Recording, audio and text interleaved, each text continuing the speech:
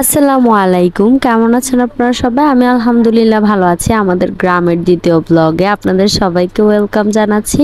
আর এখানে আসার পরে তেমন একটা ভিডিও না আমার করা হচ্ছে, না আমার ভিডিও আপলোড দেওয়া হচ্ছে। সারাদিন আমি আছি শুধু খাওয়া দাওয়ায় আর ঘুমে।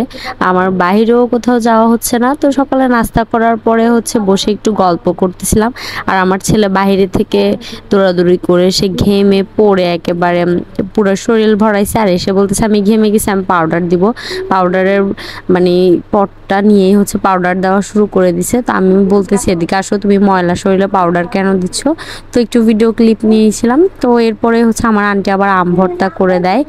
আবার আম্মু এখান থেকে সমুচা রেডি করে নিয়ে আসে, ভেজে আর কি। তো সারাদিন এখানে আসার পরে খাওয়া দাওয়া আর ঘুমের মধ্যে দিয়ে আমার দিন যায়। আসলে মেয়েরা বাবার বাড়িতে আসলে যেটা হয় আর কি।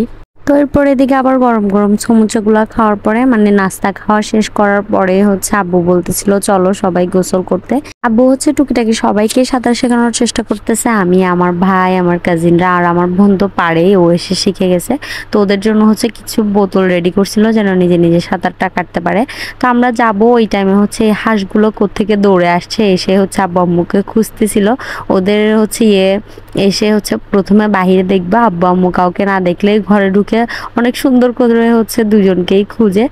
আমি দেখে খুব হাসতেছিলাম। পরে আবার ভিডিও করে আব্বু বাটিটা নিয়ে যেদিকে যেদিকে যাচ্ছিল আব্বুর পিছে পিছে দৌড়াচ্ছিল। ওদের এতটাই ক্ষুধা লাগছে।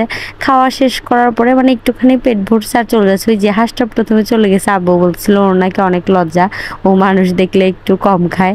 তো আমি বলতেছি যে ওর একটা মান সম্মান আছে না, সবাই এভাবে তাকায় আছি আমরা, ওর সম্মানে লাগতেছে আর কি। তো এদিকে ও পরের হাঁসটাও ভাবতেছিল যে আমিও যাই। এটা যে পেট ভরে নেয়, একবার আসে একবার যায়, চলে যায় আবার ফিরে আবার আসে, এই অবস্থা। তারপরে সবাই মিলে আমরা গোসল করতে যাচ্ছিলাম। আর আমার ভাই একটা লাইফ জ্যাকেট কিনছিল। আমার বোন সাঁতার পারে, তারপরেও ওইটা নিয়ে কাড়াকাড়ি করতেছিল। তো বাসা থেকে এটা পরে যাচ্ছিল, কাউকেই দিবে না, ওনাকে আগে এটা পরে একটু সাঁতার কাটবে। আর ইহানও বোতল নিয়ে নিয়ে রেডি, সেও সাঁতার কাটবে। তো ওরা প্রথমে নদীর পাড় যায়, ওই দিক থেকে আবার আরেক সাইডে যায়।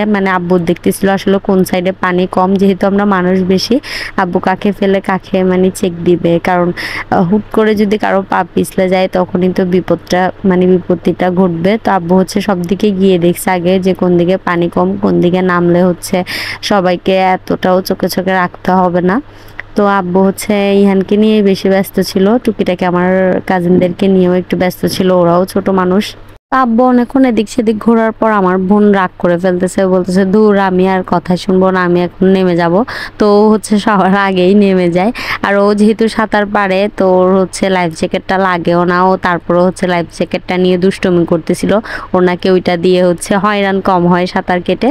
তা আমার ভাই আবার এদিকে ভিডিও ক্লিপ নিচ্ছিল। আমার ইহানমণি অনেক পাগল, এখানে গোসল করার জন্য, সাঁতার কাটার জন্য, কিন্তু আব্বুর কোল ছাড়া আর কারো কোলে যাবে না, আর কাউকে সে ভরসা করতে পারে না।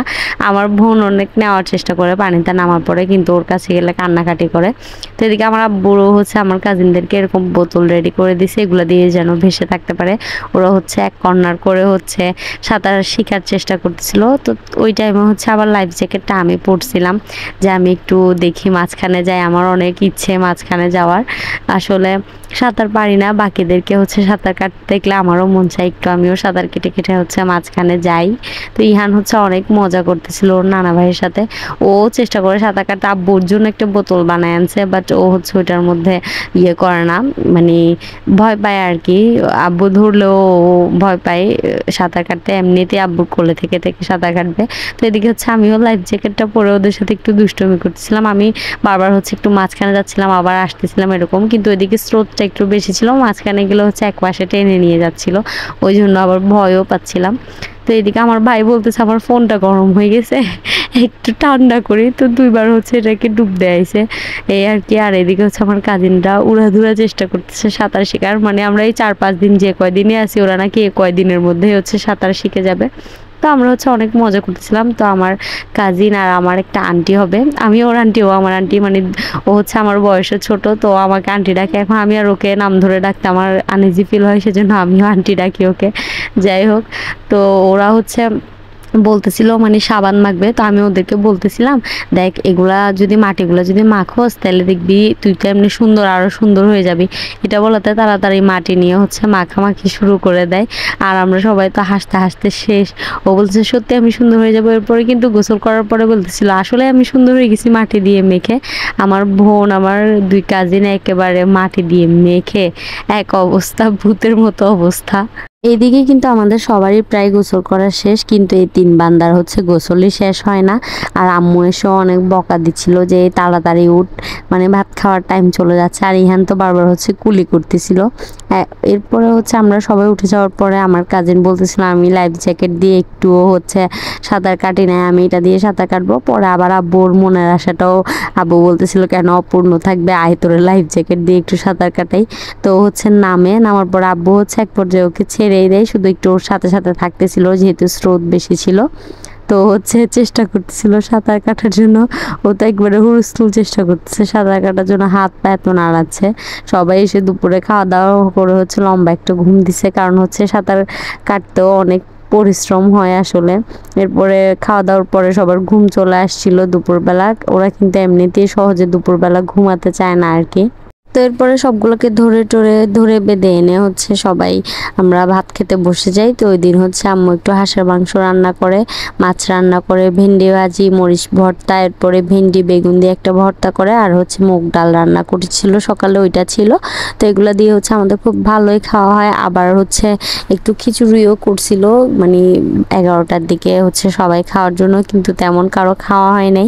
তা আমি হচ্ছে ওই টাইমে খিচুড়ি দিয়েই খেতে বসছি। আমি বলছি হাঁসের মাংস আছে, ভর্তা আছে, মানে খিচুড়ি খেতে হচ্ছে আর কি লাগে। তো আমি হচ্ছে বলতেছিলাম যে আমাকে খিচুড়ি দাও, আমি খিচুড়ি খেয়ে নিই। তো আম্মুকে বলতেছিলাম যে আসলে ভর্তাটা দিয়ে খিচুড়িটা অনেক ভালো লাগছিল। ও আচ্ছা, শুটকি ভর্তাও ছিল, শুটকি ভর্তা, বেগুন ভর্তা, তারপরে মরিচ ভর্তা ছিল, সাথে হাঁসের মাংস আর খিচুড়ি, মানে ডাল দিয়ে খিচুড়ি রান্না করছে। আর কি লাগে খিচুড়ি খেতে।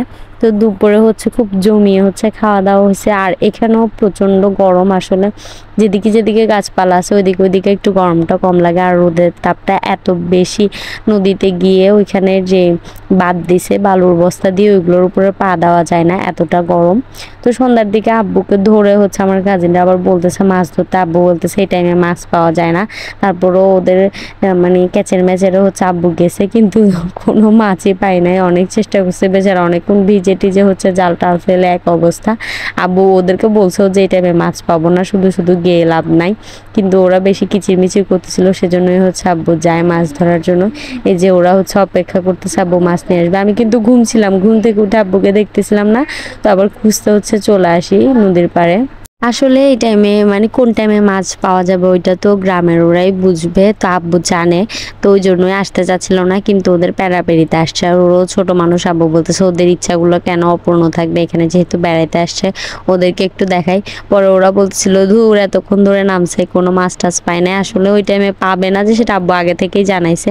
তো বাসায় আসার পরে হচ্ছে নাস্তা করছি, নাস্তা করার পরে হচ্ছে আম্মু যতগুলো আমের আচার বানাইছিল সব বের করে দিছে। এখানে হচ্ছে আমের মোরব্বা ছিল, রসুনের আচার ছিল, তারপরে আমের টক মিষ্টি আচার ছিল, ঝুরা আচার ছিল, তারপরে আমসত্ত্ব ছিল, সব রকমের আচারই ছিল। তো আম্মু হচ্ছে সব বের করে দিচ্ছে। আম্মু বলছে যে খা যেটা যেটা ভালো লাগে। আর আমি বলতেছিলাম আমার বোনকে যে আমি এটা ওটা নিয়ে যাব, যেটা যেটা আমার ভালো লাগছে। ও বলতেছে যে না আমার জন্য রেখে যাইতে হবে, সব তুই নিয়ে যাইতে পারবি না। তো রসুনের আচারটা হচ্ছে আমি তখন ট্রাই করিনি, আমি একদম ভাত দিয়ে খাইছিলাম, আমার কাছে ভালোই লাগছে। তো আর কি আজকের ভিডিওটা হচ্ছে এই পর্যন্তই রাখবো। আসলে এখানে আসার পরে খাওয়া দাওয়া করতে করতে ঘুমাইতে আমি আর তেমন কোনো ভিডিও ক্লিপও নিতে পারতেছি না। তো আমি আস্তে আস্তে চেষ্টা করবো আপনাদের সাথে ভালো ভালো কিছু ভিডিও শেয়ার করার। ওই পর্যন্ত আপনারা সবাই আমাদের পেজের সাথে থাকবেন, বেশি বেশি লাইক কমেন্ট এবং শেয়ার করবেন। সবাই ভালো থাকবেন, সুস্থ থাকবেন। আল্লাহ হাফিজ।